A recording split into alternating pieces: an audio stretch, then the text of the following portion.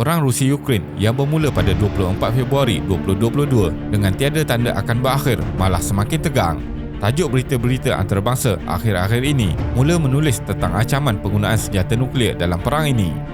Pada awal September 2022, Rusia telah menawan seluas 116,000 km persegi kawasan di Ukraine, iaitu meliputi bandar-bandar utama di selatan dan timur Ukraine serta mengawal laluan perdagangan penting di Laut Hitam.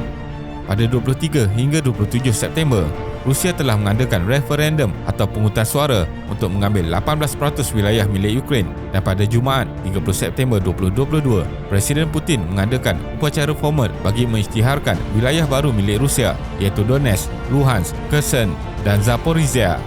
Putin berikrar akan melakukan apa sahaja untuk melindungi kedaulatan Rusia termasuk ancaman nuklear, dan ini boleh menyebabkan konflik menjadi semakin buruk. Jadi, dalam video kali ini, kita akan melihat situasi tegang perang Ukraine-Rusia sehingga membangkitkan isu penggunaan senjata nuklear. Teruskan menonton. Putin mengisytiharkan 4 wilayah baru milik Rusia. Usaha Rusia mengambil alih wilayah yang terletak di timur dan selatan Ukraine membuktikan kemahuan pentadbiran di Kremlin untuk bertindak lebih agresif. Rusia seakan sudah melintas garisan yang tidak boleh diundur di dalam perang ini, dan mereka tidak akan mengalah walaupun ditekan oleh pihak antarabangsa kerana mengadakan referendum yang tidak sah. Pihak berkuasa pro-Rusia di wilayah Donetsk, Luhansk, Kherson dan Zaporizhia menyatakan majoriti rakyat di situ sendiri mahu menyertai negara Rusia. Sebelum referendum diadakan, Rusia mengawal sebahagian besar Luhansk dan Kherson, 60% daripada wilayah Donetsk, dan merampas stesen nuklear Zaporizhia yang merupakan stesen nuklear terbesar di Eropah. Sebaliknya, sekutu Rusia yang lain iaitu China, India, Kazakhstan dan Serbia pula menyatakan mereka tidak akan mengiktiraf undian dari referendum tersebut. Putin telah mengiktiraf dan menandatangani perjanjian kemasukan 4 wilayah tersebut secara formal ke dalam Rusia pada 30 Oktober. Putin berikrar akan melindungi kesemua rakyat dan wilayah baru dengan apa cara sekalipun, termasuk menggunakan senjata nuklear, dan usaha Ukraine menawan semula akan dianggap menyerang secara terus kedaulatan negara Rusia. Ketika ini, Rusia telah merampas sehingga 22% wilayah milik Ukraine, termasuk penaklukan Crimea pada tahun 2014. Tindakan Rusia ini telah menyebabkan situasi perang semakin buruk, dan Presiden Ukraine Zelensky telah menyatakan sebarang rundingan dengan pihak Rusia kini tertutup. Rusia dari awal menyatakan tidak memerlukan campur tangan luar dan NATO untuk membantu Ukraine, dan tidak balas dari Amerika Syarikat terkini ialah menambah jumlah bantuan kewangan sebanyak 1.1 bilion US dolar dan sekatan ekonomi tambahan terhadap pegawai-pegawai Rusia, syarikat luar pesisir rakyat Rusia serta ahli keluarga yang terlibat. Kesatuan Eropah pula menambah pakej sekatan dagangan barangan dari Rusia dengan anggaran kerugian 6 bilion US dolar terhadap Rusia. Presiden Zelensky juga telah menghantar borang untuk mempercepatkan penyertaan Ukraine dalam NATO. Keanggotaan Ukraine dalam NATO adalah garisan merah perang yang disebut oleh Rusia sejak awal. Bom milik Rusia dijatuhkan. Pada 19 September 2022, satu peluru berpandu milik Rusia telah meletup pada jarak kurang 300 meter dari loji nuklear kedua terbesar di Ukraine. Ini membuktikan walaupun pihak tentera Rusia mengalami halangan untuk mara dalam serangan darat, senjata milik Rusia pada bila-bila masa dapat mengakibatkan kemusnahan dahsyat dengan menyerang mana-mana 4 buah loji nuklear yang ada di Ukraine. Selain loji nuklear ini, loji nuklear terbesar di Eropah yang terletak di Zaporizhia, iaitu wilayah baru Rusia, berisiko diserang yang boleh mengakibatkan bencana radiasi terburuk di dunia. Rusia dan Ukraine saling menuding jari tentang situasi panas di kawasan loji nuklear tersebut yang juga menyebabkan bekalan elektrik untuk menyejukkan reaktor nuklear terputus. Situasi boleh menjadi sangat buruk seperti letupan di stesen nuklear Chernobyl dan Fukushima. Jenis senjata nuklear. Pengarah di Stevens Institute of Technology in New Jersey yang juga penyelidik dalam bidang sejarah senjata nuklear menyatakan ciri yang membezakan senjata nuklear ialah bukan pada kuasa letupannya, akan tetapi pada sasarannya. Bom atom dijatuhkan di Jepun adalah bertujuan strategik, iaitu untuk melemahkan moral dan supaya pemimpin atasan Jepun menyerah kalah dalam perang. Rusia menyimpan sangat banyak senjata taktikal nuklear, iaitu senjata bukan strategik, dan para pemimpin kuasa dunia mempunyai pendapat bahawa senjata taktikal nuklear dapat digunakan semasa perang untuk menghancurkan kekuatan pihak lawan di medan perang dengan pantas dan tepat. Senjata nuklear taktikal mula dibangunkan dengan banyak semasa Perang Dingin oleh Amerika Syarikat dan Rusia. Sesetengah penganalisis menyatakan senjata nuklear taktikal ini bertujuan untuk menghapuskan musuh semasa bertempur di medan perang, manakala senjata nuklear strategik digunakan jika mahu menang dalam keseluruhan perang seperti yang berlaku pada Perang Dunia Kedua. Senjata nuklear taktikal lebih kecil juga boleh dilancarkan untuk memusnahkan sasaran terpencil kumpulan tentera musuh atau fasiliti tentera dengan kesan minimal kepada orang awam. Oleh itu, senjata nuklear taktikal berkemungkinan digunakan, akan tetapi hakikatnya kebanyakan senjata nuklear taktikal dimiliki Amerika Syarikat dan Rusia ketika ini lebih hebat daripada bom atom yang dijatuhkan di Jepun. Walau apapun teori yang diusulkan, para saintis percaya jika senjata nuklear dilancarkan oleh Rusia kepada Amerika Syarikat atau NATO, ia akan merebak menjadi situasi di luar kawalan atau perang nuklear global dan kematian serta kecederaan awal sahaja dijangka mencecah angka sehingga 91.5 juta orang dalam masa 3 jam pertama. Ucapan Putin mengenai senjata nuklear. Bandar Kherson, Zaporizhia, Donetsk dan Luhansk dengan keluasan 15% daripada negara Ukraine telah jatuh ke tangan Rusia. Apabila wilayah milik Ukraine jatuh ke tangan Rusia, Putin mungkin menggunakan alasan ini untuk bertindak lebih agresif, dan dalam ucapannya di media, Putin menyatakan beliau sentiasa mendengar permintaan penduduk dan akan melindungi wilayah di dalam Rusia. Menurut Putin, pihak NATO akan memberi ancaman kepada kedaulatan Rusia dengan menghantar peluru berpandu jarak jauh yang membolehkan Kiev menyerang Crimea dan kawasan lain milik Rusia, seperti serangan peluru berpandu dan drone oleh tentera Ukraine ke atas wilayah Belgorod dan Kursk di Rusia. Putin turut menyatakan bahawa tentera Ukraine menyerang stesen nuklear di Zaporizhia dan ia adalah satu bentuk ugutan nuklear disokong oleh pihak barat bagi dijadikan alasan oleh NATO dan sekutunya untuk mula menggunakan senjata nuklear. Putin memberi amaran bahawa Rusia juga mempunyai pelbagai senjata pemusnah yang lebih hebat daripada anggota NATO dan tidak akan teragak-agak untuk melancarkan serangan balas. International Campaign to Abolish Nuclear Weapons (ICAN) memberi pandangan mengenai ucapan Putin dengan menyatakan keadaan Eropah pada tahun 2022 adalah lebih berisiko dan berbahaya berbanding Jepun pada tahun 1945 yang mempunyai populasi lebih kecil dan kurang padat. Jika satu letupan nuklear berlaku di Eropah hari ini, ia akan membunuh sehingga ratusan ribu orang awam dan mencederakan lebih ramai lagi dengan kesan radioaktif tersebar sehingga ke banyak negara. Perkhidmatan kecemasan akan lumpuh dan situasi panik akan menyebabkan migrasi besar-besaran ditambah dengan keruntuhan ekonomi. Tekanan daripada Amerika Syarikat dan NATO terhadap Rusia. Menurut bekas Jeneral Rusia, Rusia tidak akan menggunakan senjata nuklear, melainkan pihak Amerika Syarikat bersama NATO campur tangan dengan menghantar tentera mereka untuk menyerang Rusia, walaupun ianya dilihat tidak mungkin terjadi. Akan tetapi, situasi panas tidak dijangka boleh terjadi pada bila-bila masa. Amerika Syarikat dan sekutunya telah membantu Ukraine dari pelbagai segi seperti kewangan, bekalan senjata, perisikan, latihan ketenteraan dan sukarelawan. Bekas Presiden Rusia menyatakan bahawa Rusia boleh menggunakan semua senjatanya termasuk senjata moden dan senjata nuklear untuk melindungi kedaulatan negara. Namun, Rusia juga tidak semestinya memperolehi kelebihan jika perang nuklear tercetus kerana tiada batasan dalam penggunaan senjata nuklear andai ianya bermula. Perang nuklear pada zaman ini bermaksud perang paling dahsyat di dunia yang akan membunuh sehingga 5 bilion manusia. Ia mungkin dimulakan jika sesuatu pihak diberi tekanan kuat dalam permainan geopolitik dunia seperti dilihat hari ini.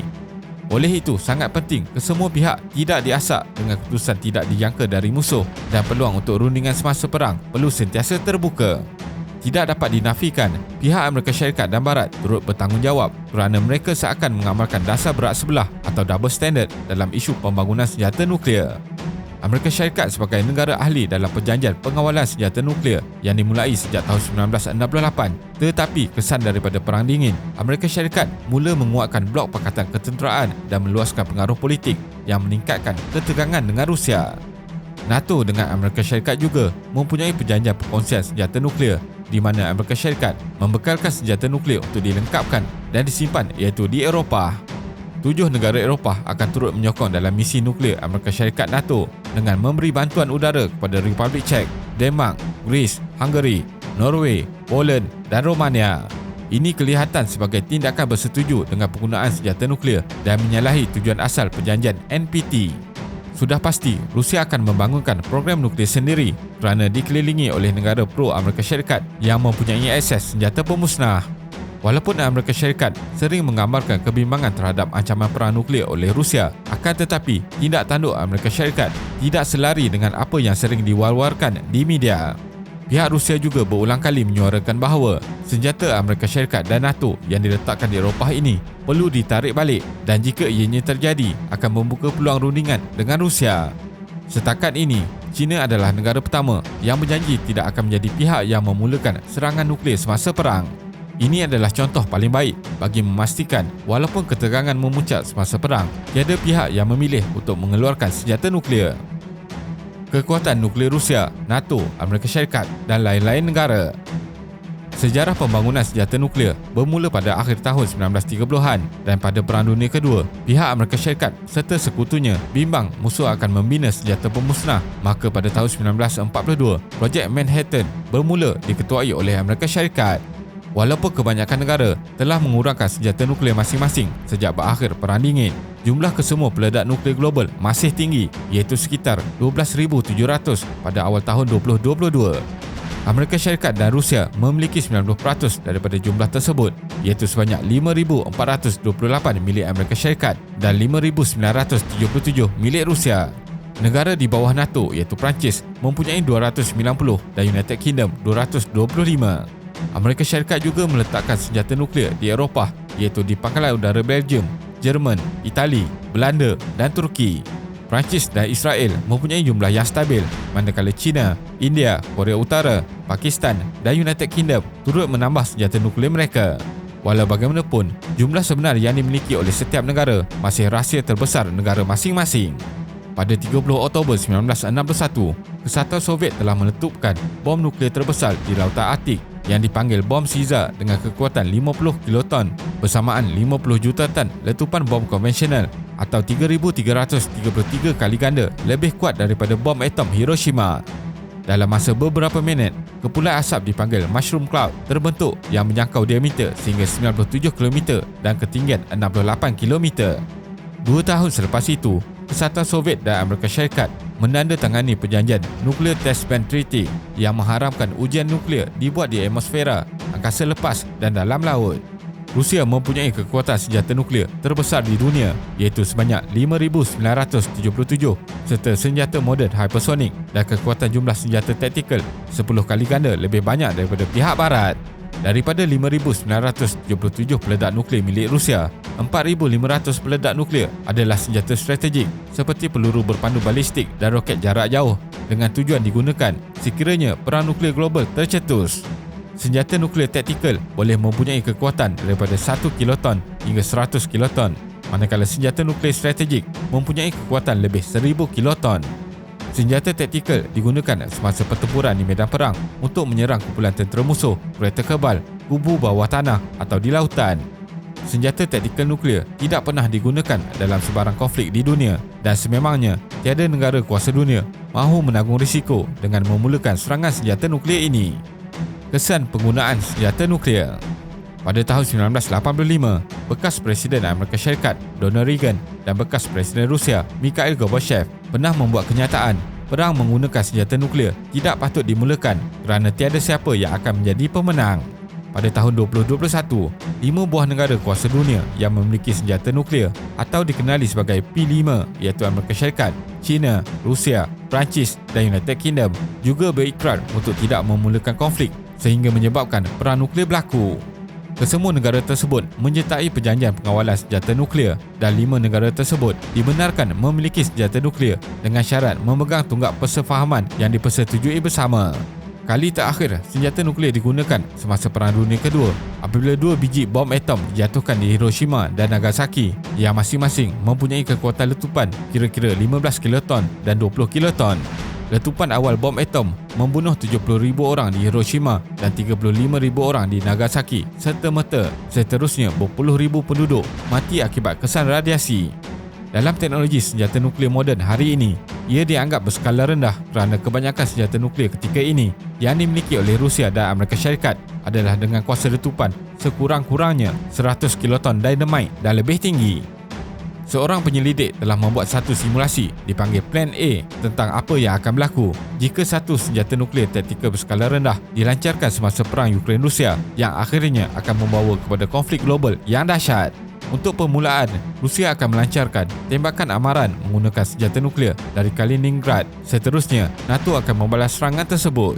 Serangan taktikal senjata nuklear akan semakin banyak dilancarkan oleh kedua-dua pihak, iaitu 300 peledak nuklear dari pihak Rusia ke arah pangkalan tentera NATO di seluruh Eropah dan dibalas sebanyak 180 peledak nuklear dari NATO ke arah Rusia.